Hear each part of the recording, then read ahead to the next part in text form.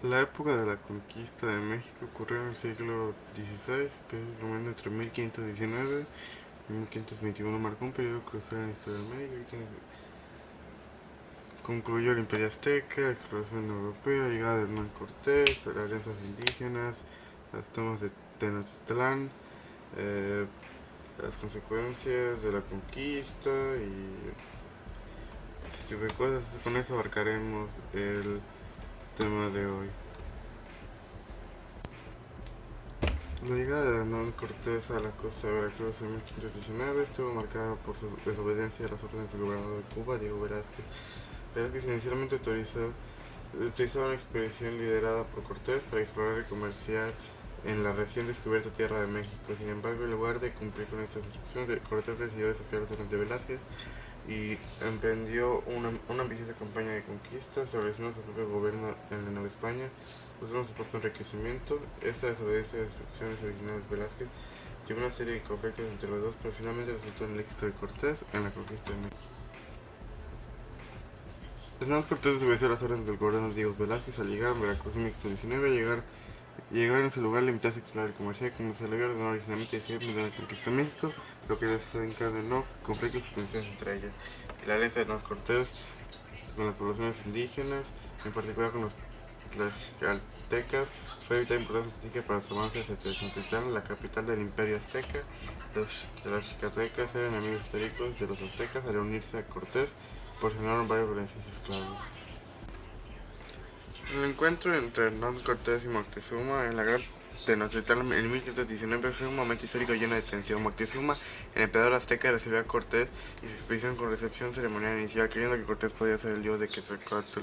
Sin embargo, la relación entre los dos líderes se volvió cada vez más tensa a medida que Cortés avanzaba en sus planes de conquista. Con el tiempo, la tensión creció, ya que Moctezuma intentaba mantener la paz. Cumplía por las demandas de Cortés, mientras que Cortés seguía adelante con sus ambiciones de controlar el imperio azteca, obtener riquezas y esta tensión culminó con toma de Moctezuma como reina parte de los españoles, lo que desencadenó una serie de eventos que llevaron finalmente a la caída de Tenochtitlán en 1521, al colapso del imperio azteca bajo el dominio español. La toma de Moctezuma como prisionero marcó un punto crítico en la conquista de México y sus relaciones tumultuosas entre los dos líderes. La Noche Triste fue un evento traumático en la historia de la conquista de México por parte de los españoles liderados por Hernán Cortés el 30 de junio de 1520 en Tenochtitlan, la capital azteca. Las pérdidas humanas fueron devastadoras. Se estima que cientos de soldados españoles y miles de sus aliados indígenas murieron en la emboscada. En cuanto a Hernán Cortés mismo sufrió heridas, apenas logrado escapar con vida. En cuanto a pérdidas materiales, los españoles dejaron atrás gran parte de su botín de oro y tesoro saqueado en Tenochtitlán. La Noche Triste marcó un punto de inflexión en la conquista de México y fue un recordatorio feroz de la resistencia de los pueblos indígenas contra la invasión española. Durante la ausencia, Cortés había estado construyendo alianzas con tribus indígenas que eran enemigas de los mexicas.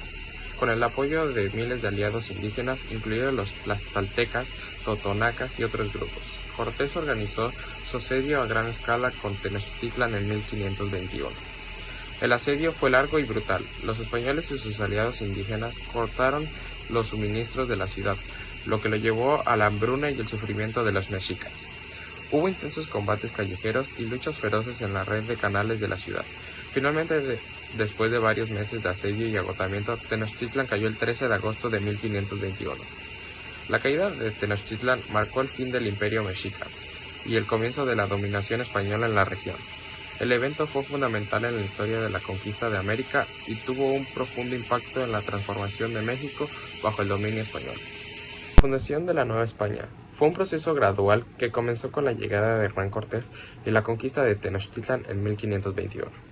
Con la caída de la gran ciudad, los españoles establecieron su control sobre la región, dando inicio al proceso de la colonización en el territorio mexicano. En términos cultural y lengua, los españoles provinieron su idioma al español como la lengua dominante y administrativa. A medida que se establecieron instituciones coloniales, como escuelas y gobiernos locales, el español se convirtió en la lengua administrativa y la educación. Además, la cultura española influyó con la arquitectura, el arte y las costumbres de la Nueva España, fusionándose con las tradiciones indígenas de crear una cultura mestiza única.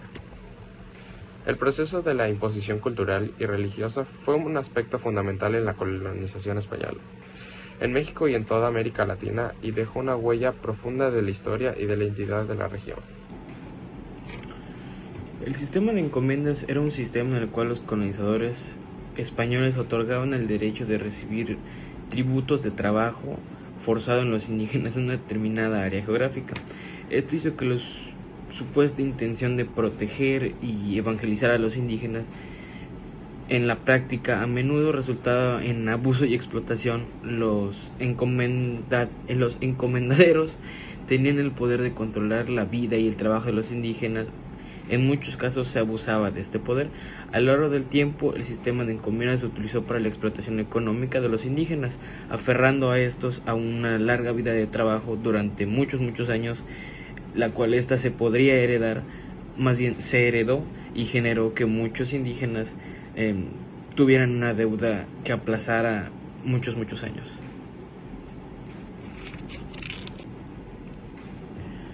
Una breve conclusión de lo que se pudo haber visto en este video se remonta a la conquista de Hernán Cortés en 1519, llegada a las costas de Veracruz con el objetivo de explorar y conquistar, estableciendo relaciones con algunos pueblos indígenas aliados como los tlaxcaltecas, y el enfrentamiento del imperio azteca liderado por Moctezuma II lleva a la caída de Tenochtitlán en 1521.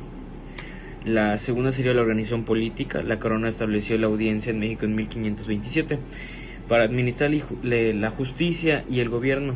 Se implementó el sistema del virreinato en 1535, nombrando a Antonio de Mendoza como el primer virrey. Se crea un sistema de cabildos para gobernar las ciudades, manteniendo un control local. La economía y comercio. La explotación de recursos naturales como la minería de la plata de Zacatecas se convierte en una fuente crucial de la riqueza. Se establecieron sistemas de encomiendas para controlar la fuerza laboral indígena de producción agrícola que se dijo anteriormente. La evangelización y control cultural. La iglesia por sí, por así decir, en la historia se ha demostrado que ha tenido demasiado poder, y en esta no es la excepción. La Iglesia Católica juega un papel fundamental en la colonización con la llegada de los misioneros y la construcción de iglesias. Se implementan sistemas de reducciones donde los indígenas se congregan en pueblos bajo la supervisión de los religiosos. La lengua y cultura indígenas son reemplazadas gradualmente por las españolas, adoctrinándolos poco a poco. Luego vienen siendo las revueltas y el descontento. A lo largo del siglo XVI a XVII surgen revueltas indígenas como la rebelión del Enriquillo de Santo Domingo en la Nueva España, la revolución de los pueblos liderados por Juan Diego y Juan Zumárraga, protestando con el abuso de encomendadores. Las revueltas eran más y más, lo cual les provocaron una conciliación de control. A pesar de las revueltas, la corona fue en fuerza a través de las leyes y reformas como las nuevas leyes de 1542 y las leyes de los indios. La creación de consulado y comercio en 1590 fortaleció la supervisión económica. Nueva España se convirtió en el virreinato más rico y poblado en América, consolidando la influencia en la corona española. En conclusión, la conciliación del poder coronal español en la Nueva España fue un proceso que involucró la conquista, la organización política, la economía, la evangelización y el control cultural.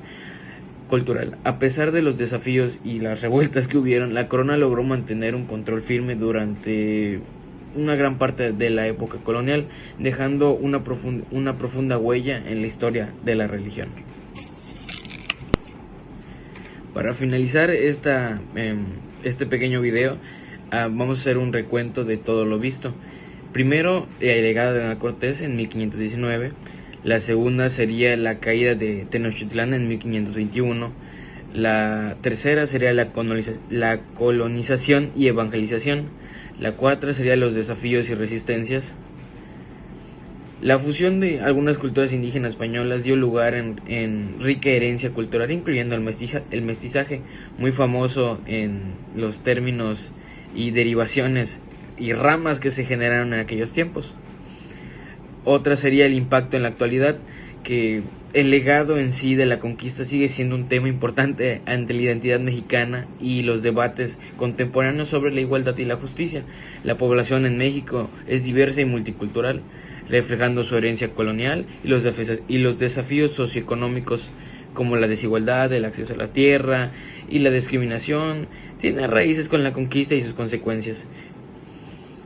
En conclusión, la conquista de México por los españoles fue un evento monumental e histórico que transformó la historia de la religión. Su legado, tanto positivo como negativo, se manifiesta en la cultura, la sociedad y los desafíos contemporáneos de México. Es importante reflexionar sobre la historia, cómo comprender mejor la complejidad de la identidad mexicana y trabajar hacia un futuro más justo y equitativo. Pero hay que también recordar que el pasado siempre tiende a repetirse. Esperemos que en esta ocasión no se repita. Muchas gracias por su atención.